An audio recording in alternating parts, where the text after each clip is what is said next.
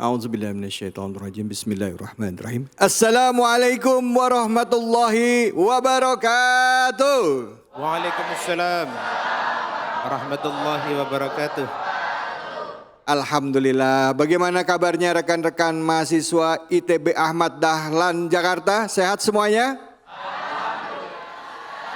Alhamdulillah, luar biasa. Hari ini begitu istimewa karena program yang istimewa ini yang selalu Anda saksikan setiap akhir pekan, Cahaya Hati Indonesia hadir di kampus yang isinya kawan-kawan yang semua kelak insya Allah menjadi pemimpin-pemimpin bangsa, yaitu Institut Teknologi dan Bisnis Ahmad Dahlan. Allahu Akbar. Mari pertama-tama kawan-kawan semuanya dan juga pemirsa di rumah, kita panjatkan puji syukur atas kehadirat Allah Subhanahu wa taala. Tidak lupa kita berikan salawat dan salam kita kepada junjungan kita, manusia yang mulia, Nabi besar Muhammad sallallahu alaihi wasallam beserta keluarganya, sahabatnya dan umatnya yang setia hingga akhir zaman. Hari ini seperti biasa juga kita akan membahas tema-tema yang dekat dengan keseharian kita. Tapi sebelum kita masuk ke tema yang sedang viral atau apa yang jadi tema utama kita di kesempatan kali ini, izinkan saya selaku pembawa acara David Halik memperkenalkan guru-guru kita yang sudah hadir. Yang ada di sebelah saya langsung saja sudah tidak asing lagi. Biasanya dikenal dengan julukan Ustadz Blangkon Loreng. Assalamualaikum warahmatullahi wabarakatuh kepada Ustadz Rahim Hadi Anwar. Assalamualaikum Ustadz. Sehat. Waalaikumsalam warahmatullahi wabarakatuh. Siap. Siap. Komando. Komando. Gimana kabar, sehat? Alhamdulillah. Alhamdulillah. Sehat walafiat, semangat dalam Allah. berdakwah. Tetap NKRI ya. NKRI harga mati. Harga mati ya Allah. Baik, di sebelah Ustadz Rohim hadir guru kita. Beliau juga adalah pimpinan dari Majelis Ulama Indonesia, pimpinan Pusat Majelis Ulama Indonesia. Ustadz atau Kiai Abdul Muiz Ali. Assalamualaikum warahmatullahi wabarakatuh Kiai. Waalaikumsalam warahmatullahi wabarakatuh. Wallah. Kiai sehat selalu ya. Alhamdulillah bidu'ikum. Saya dengar Kiai dari sini udah siap-siap ini mau pergi ke Jawa Timur dalam rangka Satu Abad NU. Satu Abad NU. Oh, Masya Allah. Tepuk tangan buat NU Allah. Sallu ala Nabi Muhammad. Salli alaihi.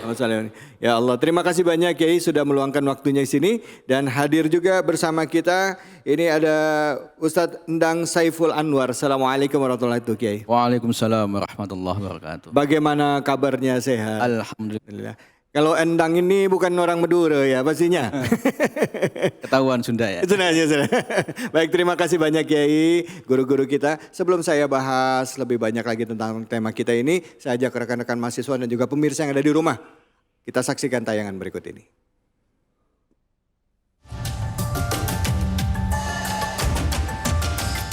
Angka pernikahan dini di Bojonegoro terbilang masih tinggi.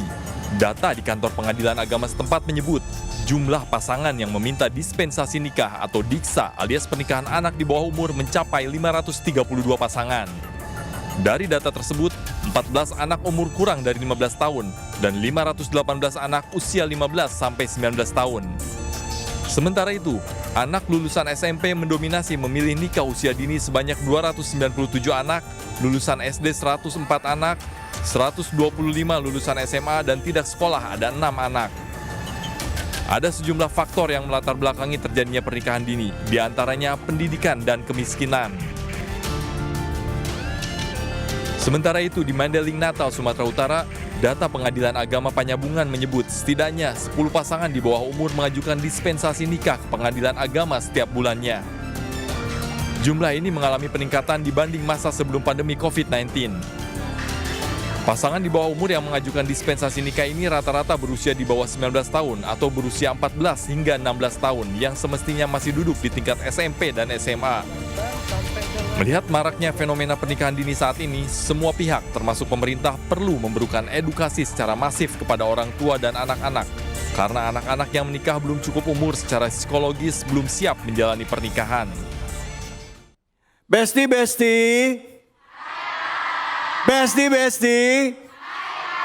Bro. Saya mau pantun boleh? Si Ucil ngalep berkah. Ada anak kecil pengen nikah.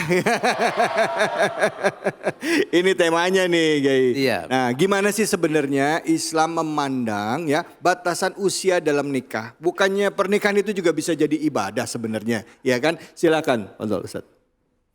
Ustaz Rahim, silakan, Fadol. Assalamualaikum warahmatullahi wabarakatuh. Bismillahirrahmanirrahim. Alhamdulillahi rabbil alamin wa kafa alladzi an'ama alaina wa hada. Asyhadu an la ilaha illallah wahdahu la syarika lah wa asyhadu anna sayyidana Muhammadan abduhu wa rasuluh la nabiyya ba'dah. Amma ba'du, hadratul afadhil wal muhtaramin yang kami muliakan, guru-guru kami, ada Kiai Endang, ada Kiai Abdul Muiz Ali, ada Habib David Asyagaf, dan semua rekan-rekan, dulur-dulur kula sedaya, mahasiswa-mahasiswi Institut Teknologi dan Bisnis Kiai Haji Ahmad Dahlan, ingkang mugi-mugi pikantuk rahmat saking Allah Subhanahu wa taala. Sehat semuanya, Besti? Alhamdulillah. Saudara-saudara sekalian, kita menanggapi tentang satu fenomena yang terjadi, kalau itu tadi disebutkan di dalam fitih adalah di Bojonegoro, terjadi pernikahan atau meminta dispensasi untuk melaksanakan pernikahan. Rasulullah Shallallahu Alaihi Wasallam menyatakan bahwa an-nikahu sunnati faman raghiba an sunnati falaysa minni. Memang betul, nikah itu sunnah Kanjeng Nabi Muhammad Rasulullah Shallallahu Alaihi Wasallam. Siapa yang tidak senang, siapa yang benci terhadap nikah, berarti tidak golonganku, kata Rasulullah. Tapi permasalahannya ini adalah menikah engkang dereng wancinipun. Itu bahasa Jawa itu ya. Tinopo. Menikah yang sebenarnya belum waktunya, belum masanya. Kenapa? Karena dari segi kesehatan seseorang antara suami, istri, laki, perempuan ketika menikah itu harus cukup usianya. Kenapa? Karena dia akan melangsungkan satu hal yang disebut dengan reproduksi. Apa? Reproduksi. Reproduksi. Orang menikah tujuannya salah satu adalah untuk berketurunan dengan cara berreproduksi. Lah ketika umurnya belum cukup, itu tadi ada yang masih umurnya 15, ada yang umurnya masih 16, berarti organ reproduksinya tasih dereng siap. Masih belum siap. Sehingga ketika nanti terjadi satu hubungan suami istri, walaupun sudah halal, akan terjadi banyak hal. Mungkin nanti akan terjadi yang disebut dengan kandungannya bermasalah. Ketika kandungan tidak bermasalah tapi psikisnya nanti bermasalah. Kenapa? Karena belum siap. Seseorang ketika menikah, jamaah yang dirahmati Allah Subhanahu wa taala, ketika dia menikah kemudian dia mengandung tetapi psikisnya, psikologinya dereng siap, maka dia nanti akan terjadi banyak permasalahan. Iso-iso digugurno. Bisa-bisa digugurkan. Nah, ini masalah lagi nih. Kalau terjadi pengguguran, nanti bisa jadi dia sampai meninggal dunia. Gini Bang Gi? Betul apa betul? Betul. Betul apa betul? Betul. Ya maaf. Oi. Betul apa betul? Betul. Besti. Hai. Bro. Oi. Saudara-saudara sekalian kan berahmati Allah Subhanahu wa taala. Memang kalau terjadi sebuah pernikahan yang belum siap, ini hati-hati. Kenapa? Karena pernikahan, membangun sebuah pernikahan ini bukan satu hal yang coba-coba, alias icip-icip. Icip-icip itu coba-coba. Wah, cuman kalau enak ya diteruskan, kalau enggak enak ya berhenti. Kalau enak diteruskan, kalau tidak enak cerai. Oh, enggak bisa.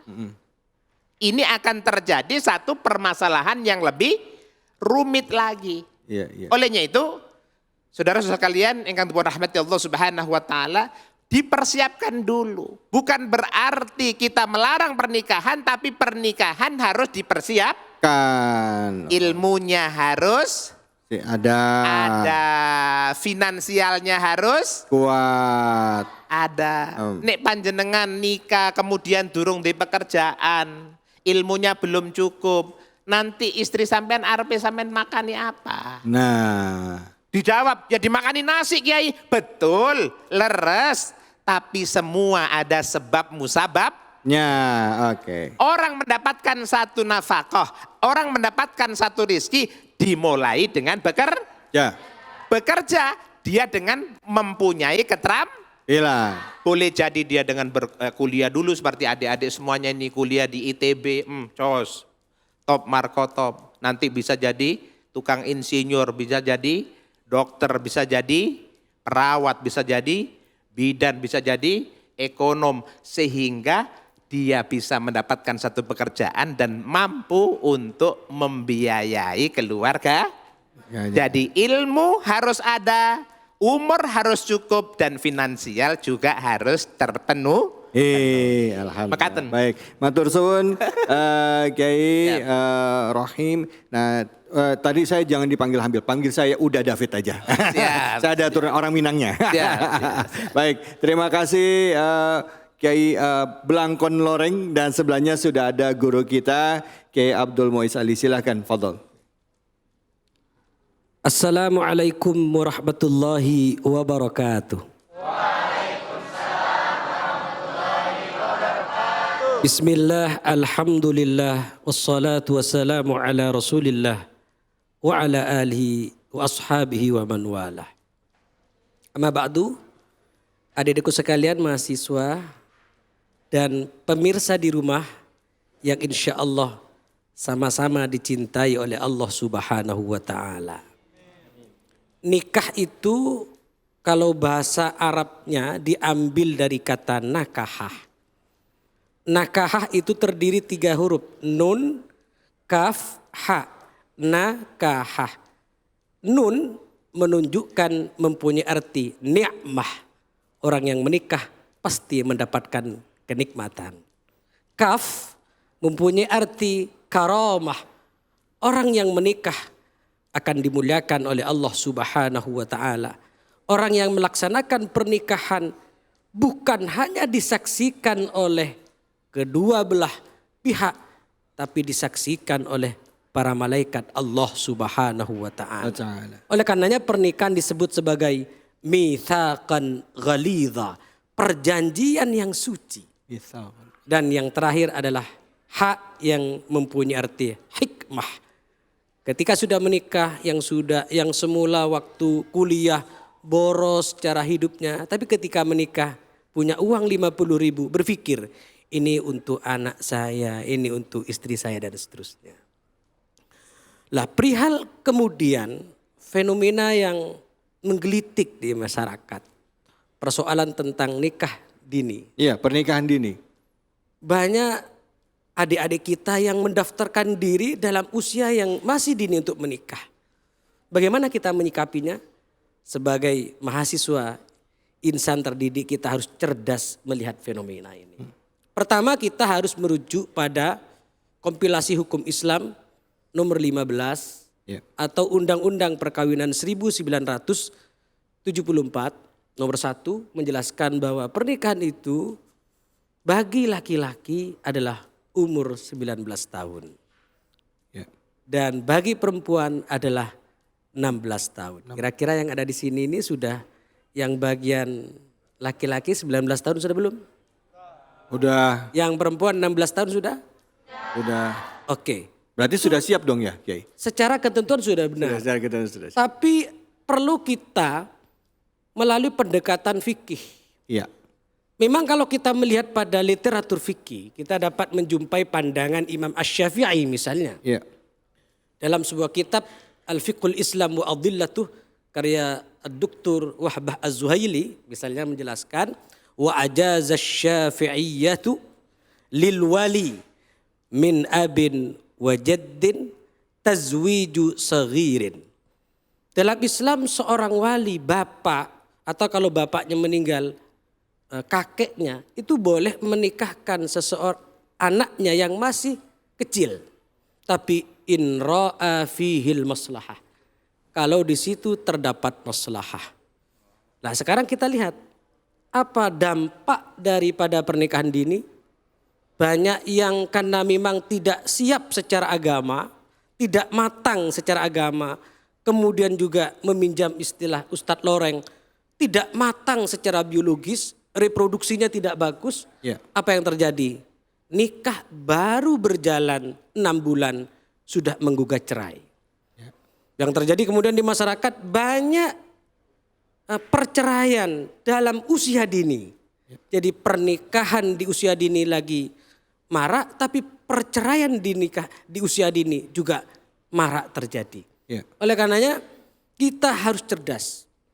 Jadi meski secara agama diperbolehkan, tapi kita harus melihat pada aspek maslahah. Hifdun nasl. Islam itu agama, salah satu tujuan pokoknya diturunkan adalah menjaga keturunan.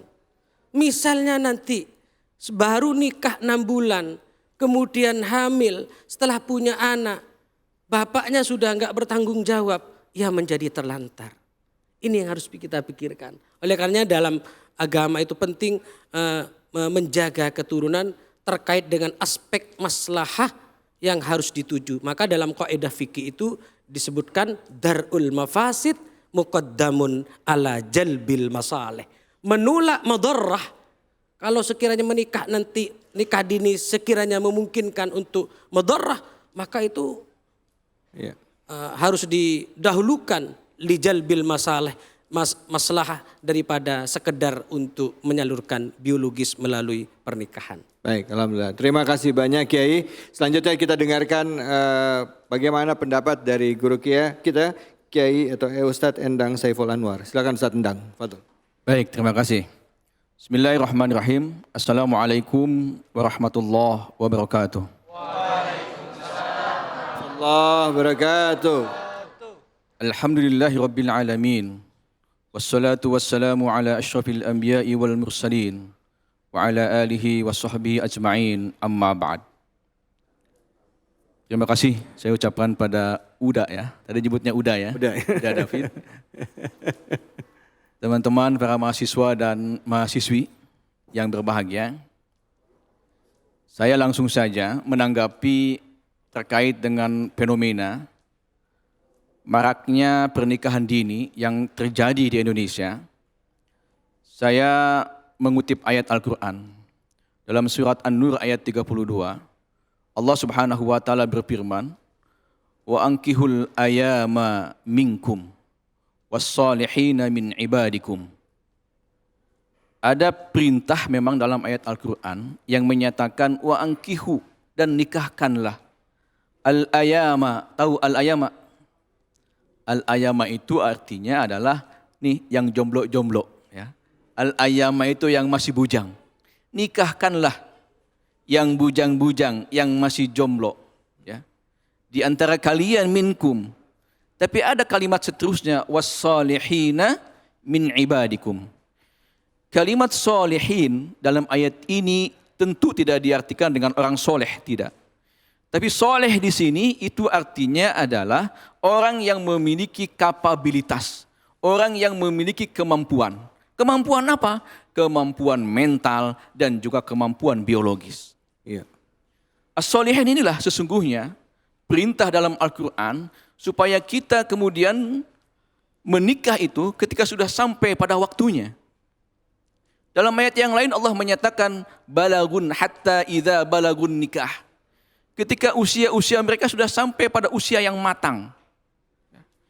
Kenapa kemudian usia matang? Ini penting.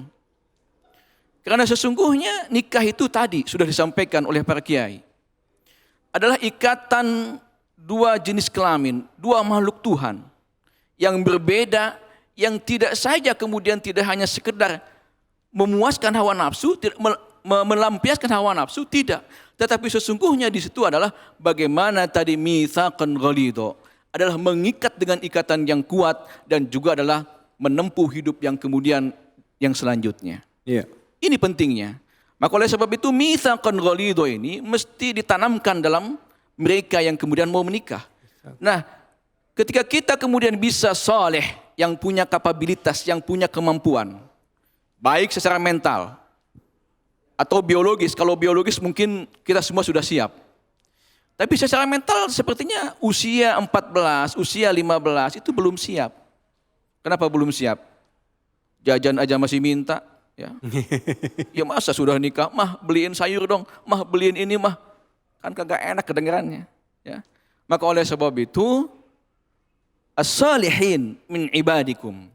Yang punya kemampuan, yang punya kapabilitas, tidak saja hanya biologis, sudah balik atau balighah, tapi kemudian punya kemampuan, kematangan, baik dari sisi sikap kita atau juga dari sisi perekonomian kita. Itu harus sudah ada. Maka oleh sebab itu, para mahasiswi dan mahasiswa, ini mesti kita perhatikan bahwa bagaimana cara menumbuhkan kemampuan itu. Rasulullah SAW sudah menyatakan bahwa perempuan dinikahi berapa faktor? Kan 4 disebutnya. 5 liha, wali jamaliha, wali hasabiha, wali diniha. Fadfar bidzatid din taribat yadak. Rasulullah sudah menyatakan bahwa 4 hal pokok inilah. Nah, yang paling penting adalah walidiniha, kematangan dalam beragama. Usia 14, usia 15, kematangan beragama gimana? Belum bisa. Iya, iya. Ya, ketika ada masalah belum siap. Iya.